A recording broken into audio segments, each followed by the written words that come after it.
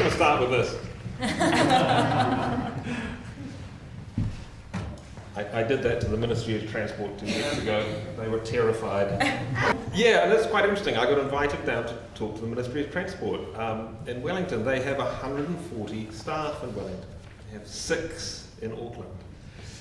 It is safe to say they have no fucking idea of it. If they get 2 cars in a row in Wellington, it's gridlock, traffic jam. So that's really the key issue facing Auckland in particular, but the country as well, is that Auckland is now actually a city. It's a proper city. So it is subject to the math, the urban spatial geometry of cities all over the world, which means that the private motor vehicle becomes suboptimal.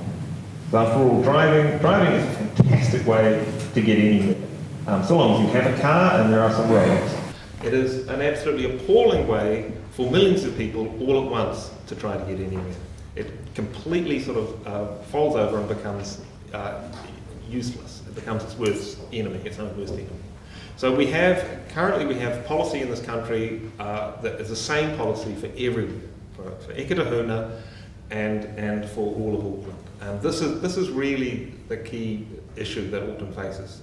And especially on top of that, we now have there's population growth and GDP growth. Now, one of the things that the Mandarins, the limitlessly discreet Mandarins in Wellington said to me, was they'd said very little actually. They used all that coded language that sort of I couldn't possibly comment and all that sort of thing. But they also said this thing, oh, Auckland's a problem. Whereas in actual fact, Auckland is an enormous opportunity. That the nation as a whole, this country's economy is a very imbalanced economy. We're deeply dependent on primary produce exports. But there is in Auckland the beginnings of a very real urban economy, an economy based on services. We have basically an average 20% productivity in Auckland that is higher than the rest of the country average. This is not something to be stifled or feared by the rest of the nation. In other words, you can't stimulate some region somewhere simply by trying to hold Auckland back. It's not a game of whack-a-mole. If we whack Auckland down, well then Tikawiti's going to burn. That isn't how it works, right? So there needs to be a complete renovation in the minds of the people that govern us, or perhaps a change in the people that govern us, to this idea that Auckland needs valuable solutions. It needs outcomes that support an urban economy. And so that's the economic argument. I mean, the other thing is, of course, it would be quite good if people here were enjoying their lives and living well. And of course, part of that issue is the question is prosperity, raising prosperity for more people across the city. And one of the chief engines of advancing that for people is accessibility to employment, accessibility to social contacts, and so forth. And that is, of course, what a city does. In general, the other thing, I mean, we really ought to wind it back, because I think in New Zealand there is quite an anti-urban, an unexamined anti-urban ideology. We aren't used to having a big city. We don't really understand it. In many ways, the country is founded on an Arcadian myth. I mean, even that 100% pure campaign really basically says, come here, there's no one here. That's why it's worth visiting. We really have to change this narrative about ourselves. Because in general, across the world, when anyone moves to a city, they are making a sensible decision for them and their family. There is, in the words of Ed Glazer, the Harvard economist, a near perfect correlation between degrees of urbanisation and degrees of prosperity. So first thing is we've got to stop hating on Auckland, hating on its growth, and hating on its character. Now the next thing we have to get very extremely practical about undoing the mistakes of the last half of the last century, where Auckland was transformed from a quite compact and urban place through policy into a sprawling mess, the one that we're all familiar with now. I had an extremely good education in this. I grew up in a place called Howick. The first 18 years of my life in Howick. And when I was too young to be sentient, it was a little village with a great deal of farmland between it and everything else. And my entire childhood was the sound of skill saws and hammers, and tacky little buildings were spread out between Howick and the rest of the city. It's called Pakuranga. Now that mistake, the extraordinary thing that was done with that was its lack of planning. I mean, it's very interesting. I find it incredibly interesting that this outfit, Demographia, who seem to have a lot of sway over the government, claim that all evil is formed by planners and planning regulations. But all that needed to have been done when that was being built was right-of-ways, rapid transit right-of-ways needed to be identified and left. This is a very cheap thing to do over farmland. It's, it can be done. That mistake we are repeating now as we continue to sprawl outward. These are quite simple things. It's not rocket science. We know what we need to do, and we need to get onto it. We need to stop the sprawl, and at least sprawl where we sprawl with along the existing rapid transit routes, or make sure we at least leave the right of ways for those things in the future. Or we're just going to have continual gridlock. The other issue, of course, is the issue of the NIMBY. This is probably, I need more time to talk about this here, but those people who claim that nothing must happen near them they may think that they're protecting something, but in fact they're going to make it worse, because every person they push out to Millwater or Flatbush means much more driving in cars, and they'll be driving through the old city in front of them. And of course people are rational. They will choose the best mode, the best opportunity they have. In the absence of real choice from driving, people will continue to drive. I'd just like to thank the Auckland Isthmus Labour Hub for organising this evening's event and for the invitation to take part with such distinguished company. I'd like to... Why are you laughing? I'd like to just bring a real local board perspective to a few comments to discussion this evening. Firstly, just a wee confession to make. I often get labelled as sort of an evangelical cyclist, but actually I don't ride a bike because I'm on a mission. I really do it because I'm a lazy transport user. And it's because I get door-to-door parking and I never have to walk. So that's really what gets me riding my bike, and why I'd love Auckland to be a great place to cycle. When I became a transport advocate about 7 years ago, one of the first politicians I spoke said to me that no one will ever cycle in Auckland because it's too hilly and it rains too much. Now that same politician is on the Waitemata local board with me, and he's very much in the minority as what I'd call a monomodalist. And of the 7 members of the board, 5 are truly multimodal, users of public transport and active transport. And so just as a side note, I really would like to make sure that no one here tries to get Shale on a bicycle, Shale our chair, because it would just be such a bad look if we had 5 members of the Waitemata local board showing up to board meetings on bicycles. So I'm very happy that he's a mono transport user. And so this is just by way of introduction to a few comments that I would like to make about what I think is a progressive transport agenda, and how I think it's starting to be embraced in Auckland, but what I think is actually needed to get there.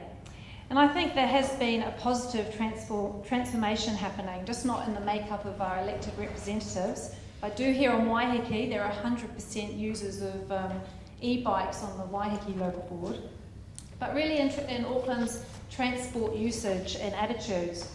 And where Aucklanders are being provided with choice, they're really showing that it's not in their DNA just to be driving a car.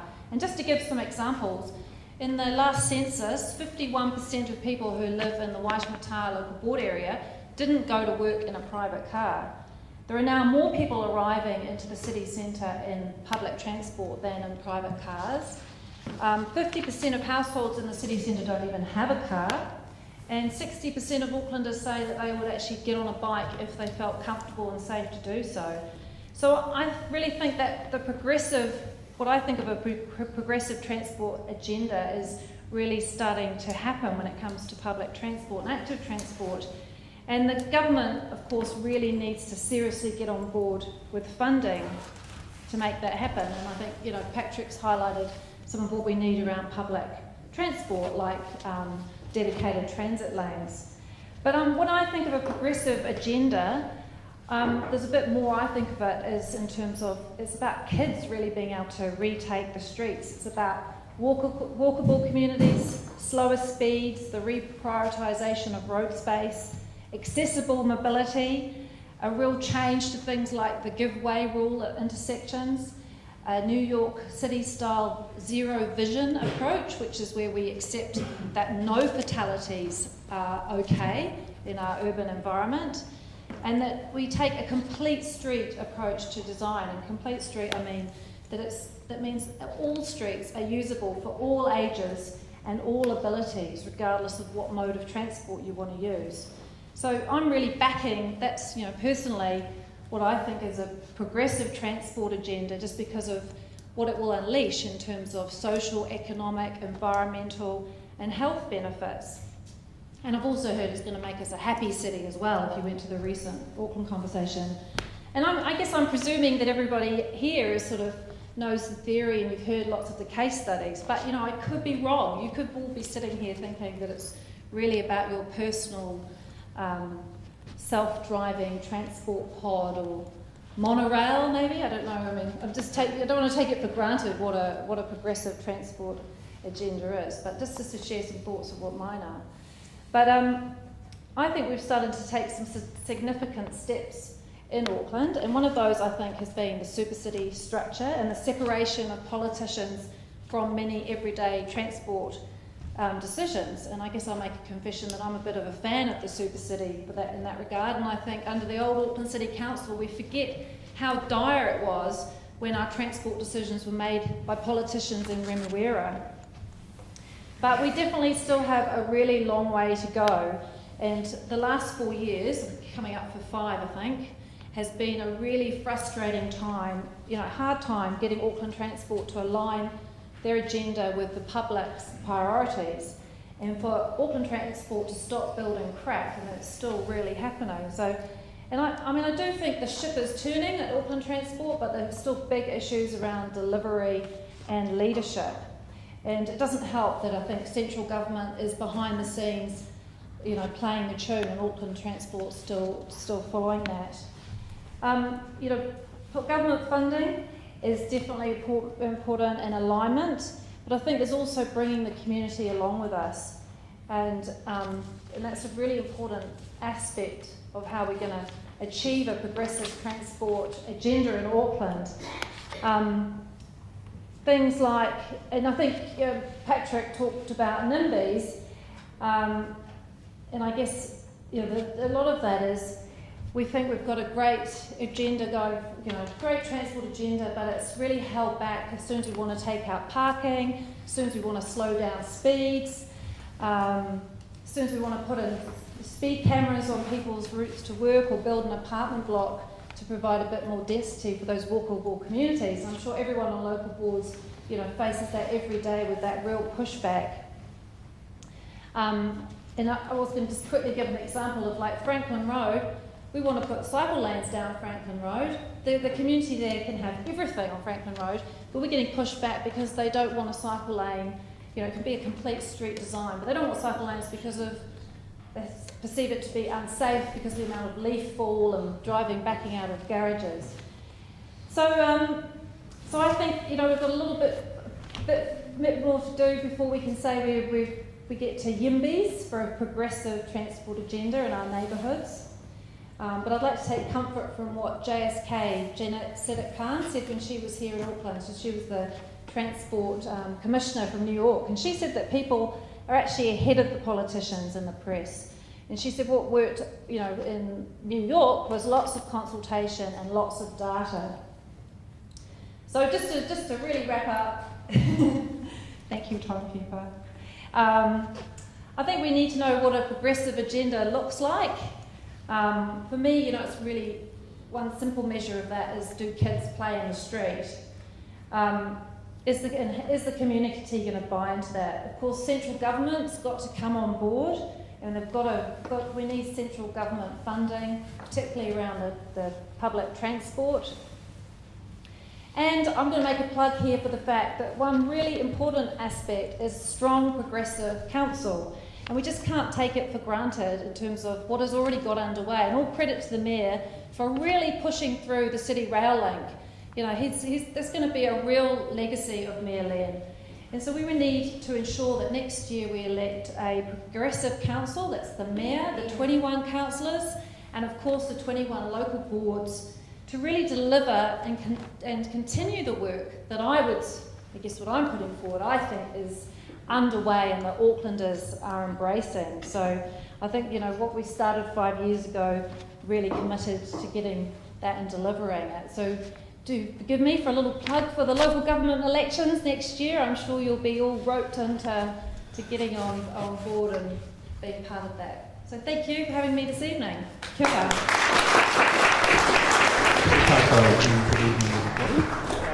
I want to make 4 points. The first is that I actually feel a lot of optimism about change and reform in the transport area. And I want to give you some reasons why I feel pretty positive about where we're going. The first is the congestion-free network. So it would have been pretty unthinkable even 5 years ago, I think, for an entire redesign of Auckland's transport system to be developed by some young activists and bloggers, Generation Zero and Transport Blog, and for it to have achieved the kind of influence and mainstream acceptance that it has achieved. So I think that's exhibit A for me. The first, and I want to echo Pippa's comments, the second thing I want to say is that Mayor Len has, I think, he's basically won 2 elections on a public transport platform, and he successfully rolled an intransigent national government, particularly Stephen Joyce, on the question of the City Rail Link. I think that's pretty damn impressive. I also think that the huge upsurge in public appetite for walking and cycling is really significant and a real indicator that the social and political climate has changed. The Northern Busway, a relatively inexpensive piece of rapid transit infrastructure, has been extraordinarily successful, and it's the power of a good example and has really, I think, shifted the debate. All of those things, and I would say we have an emerging social movement around transport, around particularly public transport, and an urban agenda for Auckland. And Transport Blog are part of that, and Generation Zero, and the Public Transport Users Association, and numerous groups. In Te Atatu, where I live, we have a really fantastic bike Te Atatu group, and there are organisations and community groups all over the region like this that I think amount to a new social movement, an important movement. The second thing I wanted to say is that I wanted to share with you some elements of the vision that I have for our city that I think is shared by quite a few people. And I think and I hope that over the next 10 to 20 years we're going to see the building of a really impressive rapid transit network. And the City Rail Link will mean that with trains running as frequently as every 5 minutes through dozens and dozens of suburban centres across the region, supported by modern rapid transit busways, will provide the backbone for that network. A fully integrated, joined up, user-friendly, one-card transport system that it provides a wonderful experience for public transport users, that makes getting the bus a pleasure And one indicator of that will be in West Auckland that we get decent bus stops on the side of the road, because it's the lack of decent transport infrastructure that makes using our public transport system a pretty grim experience for a lot of people. And I want to see that completely turned around. I want to see the high frequency public transport network that Auckland Transport were talking about at the beginning of this process of designing and consulting a new network for Auckland. I want to see that level of ambition rolled out right across the city, so that, including in the far-flung corners and suburbs of our city, we've got really good high-frequency public transport services. I want to see, and I think the next Labour-led government will deliver it, massive urban development, high-quality revitalisation of town and suburban centres, supported by modern rapid transit public transport, particularly the rail network, mixed income, mixed tenure, mixed use communities that provide fantastic places for people to live and to work, and particularly affordable places to live. And that density will also drive demand for high quality and high frequency rapid transit.